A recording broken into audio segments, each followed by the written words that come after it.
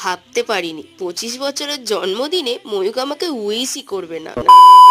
না না, সকাল সকাল ব্যাগ নিয়ে কোথাও যাচ্ছি না। আমি বেরিয়ে পড়েছি ভাইয়ের সাথে। জন্মদিনের সন্ধেবেলা কিছু তো পড়তে হবে, তাই মা টাকা দিতে শপিং করতে বেরিয়ে পড়েছি। এম বাজারে গিয়ে অনেক ড্রেস দেখার পর ফাইনালি একটা ড্রেস পছন্দ হয়েছে, আই মিন ক্রপ টপ। সেটারই বিলিং করে নিলাম। তারপর প্রাইম ফ্যাশন থেকে একটা জিন্স কিনে নিলাম। বাড়ি ফেরার পথে এত খিদে পেয়েছিল, খেয়ে দেন বাড়ি এসে স্নান টান করে দুপুরে খেয়ে নিচ্ছি। আজকের রান্না হয়েছিল খুবই সিম্পল, ডাল, 5 রকমের ভাজা, সর্ষে ইলিশ, মাংস। তারপর সন্ধেবেলা রেডি হয়ে নিয়েছি। দেখতেই পাচ্ছ ড্রেসটা কেমন মানিয়েছে, বেশ নাইস না?